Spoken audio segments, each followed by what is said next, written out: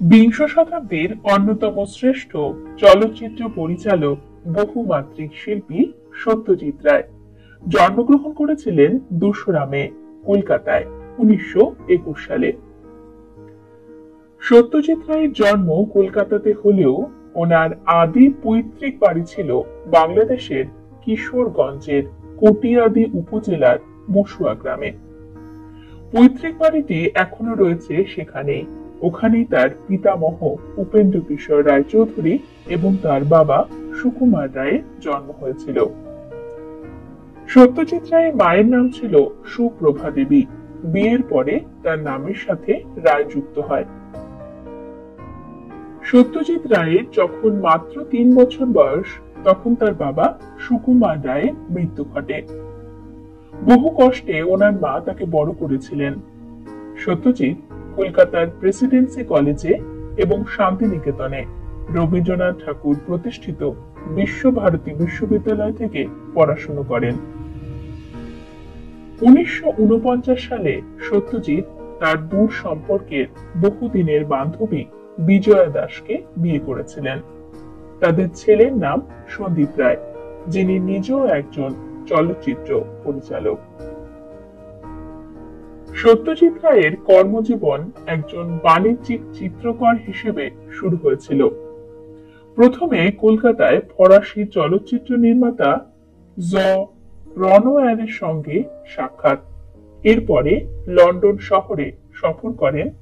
London শহরে সফররত অবস্থায় ইতালীয় নব্য বাস্তববাদী চলচ্চিত্র তাকে নতুনভাবে চলচ্চিত্র নির্মাণ করতে উদ্বুদ্ধ করে। সত্যজিৎ রায় ৩৭টি পূর্ণ দৈর্ঘ্য কাহিনী চিত্র, প্রামাণ্য চিত্র এবং স্বল্প দৈর্ঘ্যের চলচ্চিত্র নির্মাণ করেন। তার নির্মিত প্রথম চলচ্চিত্র পথের পাঁচালী ১১টি আন্তর্জাতিক পুরস্কার লাভ করে।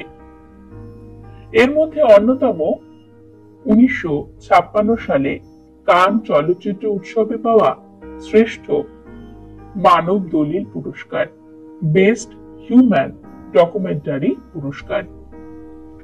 পথের পাঁচালী এটি প্রকাশিত হয় ১৯৫৫ সালে, তারপরে অপরাজিত ১৯৫৬ সাল এবং তারপরে অপুর সংসার ১৯৫৯ সাল।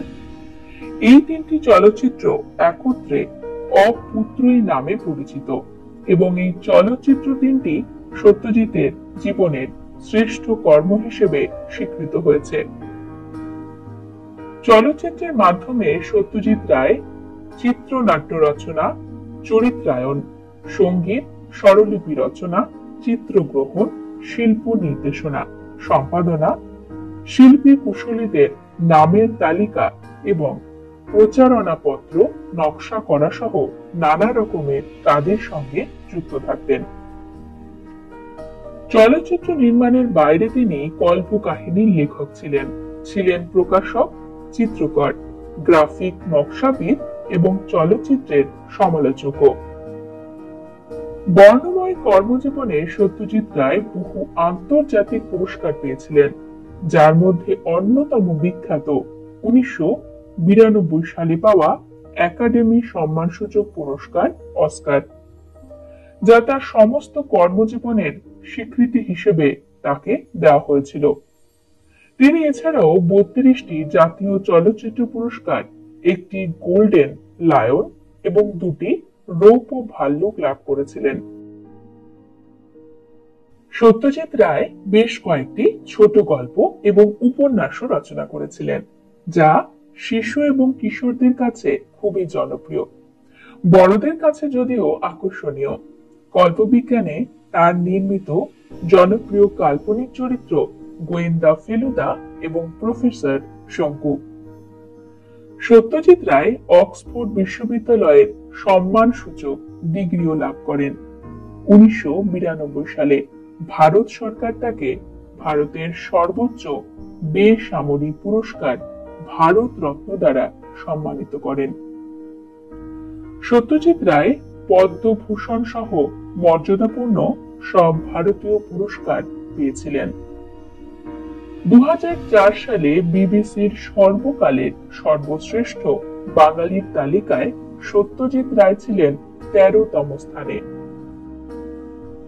1992 সালের 23 এপ্রিল হৃদযন্ত্রের জটিলতার কারণে এই মহান চলচ্চিত্র নির্মাতার মৃত্যু হয়। বন্ধুরা, আজকের পর্ব এই পর্যন্তই। পরবর্তী পর্বে নতুন একটি বিষয় নিয়ে আপনাদের সঙ্গে কথা হবে। ততক্ষণ সকলে সুস্থ থাকুন, ভালো থাকুন এবং পুরো ভিডিওটি দেখার জন্য আপনাদের অসংখ্য অসংখ্য ধন্যবাদ।